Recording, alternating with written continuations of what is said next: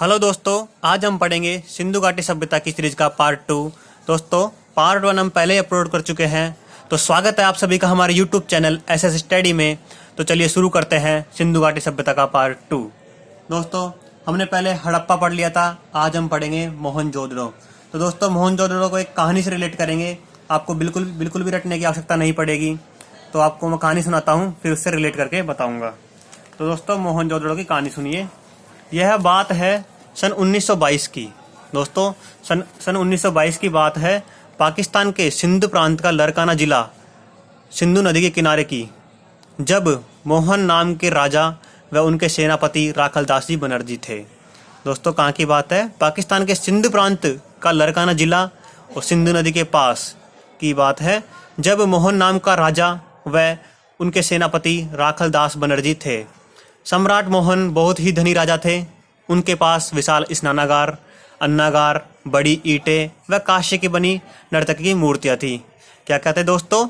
विशाल स्नानागार, अन्नागार, बड़ी ईंटें व कांस्य की बनी नर्तकी की मूर्तियाँ थी।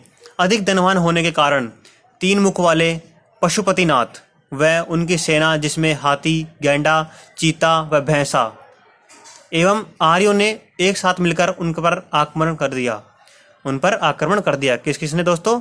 पशुपतिनाथ व उनकी सेना, जिसके अंदर हाथी, गैंडा, चीता व भैंसा व आर्यों ने मिलकर आक्रमण कर दिया। इस बात का पता दोस्तों राखलदास जी को लग गया। तो राखलदास जी ने राजा को बताया। राजा और राखलदास जी दोनों ने अपने सूती कपड़े पैक किए, अपनी मोहरें ले ली और सारा धन को क्या किया दोस्तों? जला दिया। जलाने के बाद दोस्तों वो जहाज में जाकर बैठ गए। दोस्तों, पास में सिंधु नदी थी। सिंधु नदी में उनका जहाज था, उसमें जाके बैठ गए और वहाँ दोस्तों आग लगा के आए थे ना, जिसकी वजह से आर्य जल गए, जिससे काफ़ी संख्या में वहाँ पे लोग मारे गए।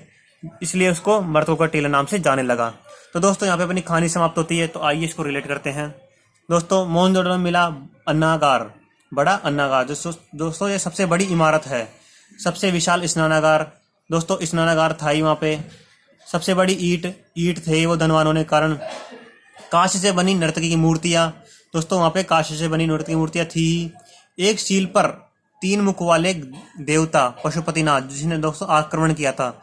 पशुपतिनाथ की मूर्ति, जिसके चारों ओर हाथी, गैंडा, चीता व भैंसा। दोस्तों, याद होगा उनकी सेना में 4 लोग थे, हाथी, गैंडा, चीता और भैंसा।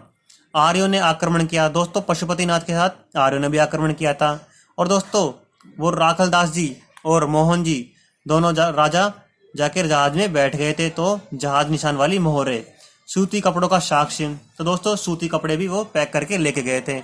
और दोस्तों, सिंधु नदी के किनारे है ही ये मृतकों का टीला। मरने के कारण राखलदास बनर्जी उत्खननकर्ता, जो कि सेनापति थे, और पाकिस्तान का सिंध प्रांत लरकाना जिला के पास ये स्थित है। तो इस तरह से दोस्तों ये ट्रिक कंप्लीट होती है। तो दोस्तों, अगला है कालीबंगन। कालीबंगन की भी दोस्तों आपको एक कहानी सुनाता हूं मैं, उससे अपन रिलेट करके पढ़ेंगे। तो दोस्तों, यह बात है सन 1953 की। कब की बात है दोस्तों? 1953 में। राजस्थान के हनुमानगढ़ जिले की बात है दोस्तों। राजस्थान के हनुमानगढ़ जिले की बात है। बीके की बीबी के पास काले रंग की तो चूड़ियाँ थी व लाल रंग का घाघरा था। बीके की बीबी के पास क्या था दोस्तों? काले रंग की तो चूड़ियाँ थी और लाल रंग का घाघरा था। यह बहुत ही गरीब किसान परिवार था। दोस्तों, यह बहुत ही गरीब किसान परिवार था। वो गेहूं, जौ व कपास के लिए हल जोतते थे। दोस्तों, गेहूं, जौ व कपास के लिए हल जोतते थे। उनका मकान कच्ची ईंटों से बना था और नालियाँ लकड़ों की बनी थी। और कुछ नालियाँ नक्काशीदार ईंटों की भी बनी थी। दोस्तों, मकान कच्चा था, नालियाँ लकड़ी की बनी थी और कुछ नालियाँ नक्काशीदार ईंटों की भी बनी थी। उनका मकान नीचे की तरफ था, वह किले से घिरा हुआ था। दोस्तों, नीचे की तरफ तो मकान था और किले से घिरा हुआ था। एक दिन भूकंप आने के कारण दीवारों में दरारें हो गई। और दोस्तों, उनका एक बच्चा और था। उस बच्चे की खोपड़ी में 6 छेद हो गए। उस बच्चे को जल्दी ही शल्य चिकित्सा के लिए ले जाया गया और बीके एवं उसकी बीवी ने अग्नि पूजा की। उस बच्चे के लिए दोस्तों अग्नि पूजा की, लेकिन दोस्तों अंत में मारा गया। तो दोस्तों, ये अपनी कहानी कंप्लीट होती है। आइए इसको रिलेट करके पढ़ते हैं। तो दोस्तों, इसका शाब्दिक अर्थ है काली चूड़ियाँ। दोस्तों, शाब्दिक अर्थ है काली चूड़ियाँ। तो दोस्तों, काली चूड़ियाँ वो पहनती थी लकड़ी की नालियाँ, दोस्तों उनका घर कच्चे मकान कच्ची ईंटों का था और लकड़ी की नालियाँ भी थी। जुते हुए खेत के साक्ष्य व गेहूं जो कपास के अवशेष, दोस्तों जुते हुए खेत थे, वो खेत जोतते थे और गेहूं जो व कपास भी उसमें लगाते थे। अग्नि पूजा की प्रथा, दोस्तों उनके बच्चे के एक्सीडेंट मतलब कि खोपड़ी में छः छेद होने के कारण वो अग्नि पूजा भी की थी। कच्ची ईंटों के प्रमाण, कच्ची ईंटों के प्रमाण, नक्काशीदार अलंकृत ईंटों का प्रयोग किया गया। दोस्तों उनकी नालियां नक्काशीदार ईंटों की बनी हुई थी। कालीबंगन एकमात्र हड़प्पाकालीन स्थल था। कालीबंगन एकमात्र हड़प्पाकालीन स्थल था जिसका निचला शहर सामान्य लोगों के रहने हेतु भी इस किले से घिरा हुआ था। दोस्तों नीचे रहते थे वो, निचला शहर था और उनका मकान किले से घिरा हुआ था। दोस्तों शल्य चिकित्सा के अवशेष मिले। दोस्तों उनको उसके बच्चे को खोपड़ी में छः छेद होने के कारण उनको शल्य चिकित्सा के लिए भर्ती कराया गया। और भूकंप के अवशेष जिससे दीवारों में दरार पड़ी थी, छः छेद वाले बच्चे की खोपड़ी। और दोस्तों बीबी की बीवी थी, तो दोस्तों बीबी लाल और बी के थापर इसके उत्खननकर्ता। 1953 की बात थी ही, घग्गर नदी उनके पास, उसकी बीवी के पास घाघरा था और राजस्थान के हनुमानगढ़ जिले की यह बात है। दोस्तों अगले स्थल पर चलते हैं, लोथल। दोस्तों लोथल की अपन एक स्टोरी पढ़ेंगे, उससे ही अपन रिलेट करेंगे। तो दोस्तों लोथल की स्टोरी है मम्मी की। दोस्तों मम्मी क्या है, बच्चे को रोटी बनाती है। तो मम्मी आटे की रोटी व चावल बनाए और एक थाल में डालकर बच्चा था, उस बच्चे का नाम था रंगनाथ। दोस्तों मम्मी ने क्या किया, रोटी बनाई और चावल बनाए, आटे की रोटी बनाई और चावल बनाए और रंगनाथ को कहती है लो थाली। रंगनाथ को थाली में डालकर कहती है लो थाली। रंगनाथ फर्श पर बैठकर बंदर और हाथी की तरह उसको खाने लगा। किसकी तरह दोस्तों, हाथी की तरह और बंदर की तरह।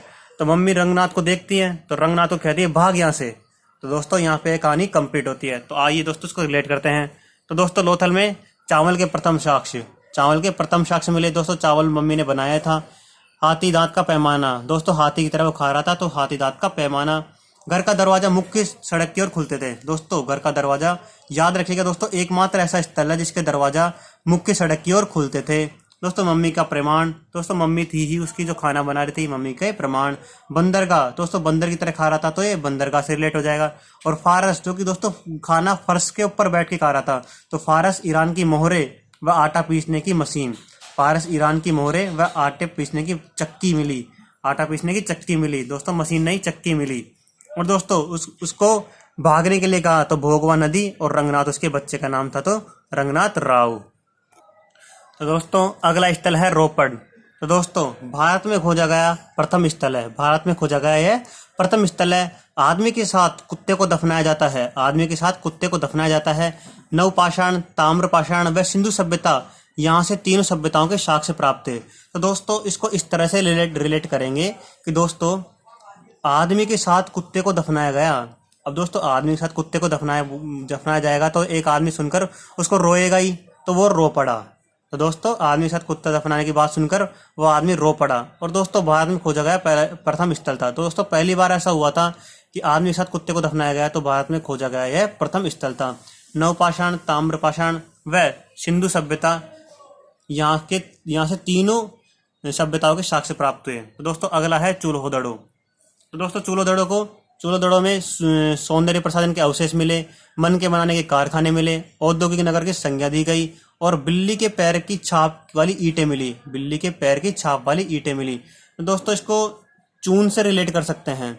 जैसे दोस्तों जैसे कि लड़के या लड़कियां होती है, लड़के या लड़कियां करते हैं दोस्तों सौंदर्य के लिए अपने मुंह पर चून लगा लेते हैं। दोस्तों कहा जाता है ना मजाक में कि फेस के ऊपर चून लगा लेते हैं, तो वो किसकी, और गले में माला डाल लेते हैं। तो दोस्तों मन के माला को ही कहा जाता है। और दोस्तों किसकी तरह लगते हैं फिर वो, बिल्ली की तरह। उनके सब दोस्तों मजाक उड़ाते हैं, किसकी तरह लगते हैं, बिल्ली की तरह। तो इस तरह से याद कर सकते हैं, सौंदर्य प्रसाधन के अवशेष मिले, मन के बनाने के कारखाने मिले, औद्योगिक नगर की संज्ञा दी गई और बिल्ली के पैर की छाप वाली ईंटें मिल गई। दोस्तों डोंट माइंड, ये आपको रिलेट कराने के लिए है, आप सभी सुंदर हो। दोस्तों अगला है बनमाली। मिट्टी के हल मिले, अच्छी किस्म के जौ, सरसों व तिल मिले और तांबे के वाणागर मिले। तो दोस्तों इसकी ऐसी ट्रिक होगी, हरियाणा के वन मालियों ने रविवार को रंगों से होली खेली, हरियाणा के वन मालियों ने रविवार को रंगों से होली खेली। फिर मिट्टी के हल से जौ, सरसों व तिल को जोतकर तांबे का वाणाग्र निकाला। फिर मिट्टी के हल से जो सरसों व तिल को जोतकर तांबे का वाणाग्र निकाला। तो दोस्तों वनमाली में मिट्टी के हल, अच्छी किस्म के जौ, सरसों व तिल और तांबे का वाणाग्र उन्होंने निकाला ही था। और दोस्तों रवि से अपन याद करेंगे। ये देखिए दोस्तों वनमाली, इधर देखिए दोस्तों, यह है वनमाली। रंगोई, रंगोई दोस्तों, रंगोई और रविंद्र सिंह बिष्ट। दोस्तों रवि से, रविवार से रविंद्र सिंह बिष्ट याद करेंगे। और दोस्तों हरियाणा के वो माली थे ही। ठीक है दोस्तों। अगला है दोस्तों सुरकोटड़ा। दोस्तों रंगपुर। अगला है दोस्तों रंगपुर। चावल के साक्ष मिले, गेहूं की खेती के साक्ष मिले। तो दोस्तों इसको तो छोटी सी ट्रिक से याद कर सकते हैं। रंगीन चावल गेहूं। तो दोस्तों चावल के साक्ष और गेहूं की खेती के साक्ष। अगला है दोस्तों सुरकोटड़ा। तो घोड़े की अस्थियां, ऊंट के साक्ष, यह एक बंदरगाह है। दोस्तों इसको इस तरह से याद रख सकते हैं। सुरकोटड़ा से सुअर याद रख सकते हैं। दोस्तों में 4 जानवरों के नाम आ रहे हैं, सुअर, घोड़े, ऊंट व बंदर। सुअर, घोड़े, ऊंट व बंदर। दोस्तों इस तरह से आप याद कर सकते हैं। दोस्तों राखी गढ़ी। भारत में सिंधु घाटी सभ्यता का सबसे बड़ा स्थान है। भारत में सिंधु घाटी सभ्यता का यह दोस्तों सबसे बड़ा स्थान है। तो दोस्तों अगला पढ़ते हैं। दोस्तों दो स्थल की एक विशेषता होती है, तो उनको भी दोस्तों इस तरह से अपन पढ़ेंगे। रंगपुर प्लस आलमगीरपुर। दोस्तों रंगपुर और आलमगीरपुर में मात्र देवी की मरण मूर्तियां नहीं मिली। दोस्तों याद रखिएगा, नहीं मिली, बाकी और जगह से मिली है, केवल रंगपुर और आलमगीरपुर से नहीं मिली। लोथल और कालीबंगन, यहाँ से अग्निकुंड मिले हैं। लोथल और कालीबंगन से अग्निकुंड मिले हैं। दोस्तों अपन इस तरह से याद रख सकते हैं कि अग्निकुंड होता है ना, वो थल के ऊपर रख के ही किया जाता है और उसमें से काली कलर की राख निकलती है। तो लोथल, कालीबंगन और अग्निकुंड। दोस्तों रंगपुर और लोथल से चावल के दाने मिले हैं। रंगपुर और लोथल से चावल के दाने मिली हैं। तो दोस्तों इसको ऐसे याद रख सकते हैं, रंग लो चावल। चावल को क्या करो दोस्तों, रंग लो, तो रंग लो चावल। तो रंग लो से लोथल और चावल के दाने मिले हैं। अगला है दोस्तों सुरकोतदा, कालीबंगन और लोथल। सैंधवकालीन घोड़े के अस्थिपंजर मिले हैं। सैंधवकालीन घोड़े के अस्थिपंजर मिले हैं दोस्तों तीनों जगह से। दोस्तों मेनली तो सुरकोतदा है, तो दोस्तों इस तरह से याद रख सकते हैं, सकल से घोड़ा। तो दोस्तों सै से हो जाएगा सुरकोतदा, कैसे हो जाएगा कालीबंगन, और ले से हो जाएगा लोथल, और घोड़े से घोड़ा हो जाएगा। इस तरह से इसको याद रख सकते हैं। लोथल और सुरकोतदा में क्या मिला है दोस्तों, ये दोनों बंदरगाह से नाम से जाने जाते हैं। दोस्तों बंदरगाह थे यहाँ पे, लोथल और सुरकोतदा बंदरगाह। अगला है लोथल और चूलोदड़ो, मन के बनाने के कारखाने मिले। लोथल और चूलोदड़ो में क्या मिला दोस्तों, मन के बनाने के कारखाने मिले। दोस्तों पिग्गट ने हड़प्पा एवं मोहनजोदड़ो को एक विस्तृत साम्राज्य की जुड़वा राजधानी कहा। पिग्गट ने हड़प्पा एवं मोहनजोदड़ो को एक विस्तृत साम्राज्य की जुड़वा राजधानी कहा। ठीक है दोस्तों। अगला है दोस्तों सिंधु काल में विदेशी व्यापार। दोस्तों विदेशी व्यापार में कौन सी चीज कहाँ से आती थी, इस तरह से इसको रिलेट करते हैं। तांबा आता था खेतड़ी से, तो दोस्तों तांबा खेतड़ी से। चांदी अफगानिस्तान व ईरान से, चांदी अफगानिस्तान व ईरान से। सोना कुलार यानी कि कर्नाटक। दोस्तों कुलार है जो कर्नाटक में स्थित है, तो सोना कहाँ से आता था, कूलर में। दोस्तों याद रखना है, अपन सोते कहाँ है गर्मियों में, कूलर के आगे, तो सोना कुलार कर्नाटक। सीसा ईरान से और टिन अफगानिस्तान से। तो दोस्तों इस तरह से सिंधु घाटी सभ्यता का पार्ट 2 कंप्लीट होता है। तो दोस्तों इस अगली जो वीडियो आएगी वैदिक सभ्यता के बारे में आएगी, और इनके मोस्ट इम्पोर्टेंट क्वेश्चन उनकी वीडियो आएगी। तो दोस्तों इस वीडियो के बारे में कोई भी राय हो, सुझाव हो, तो कमेंट बॉक्स में कमेंट कीजिए और अपना ध्यान रखिए।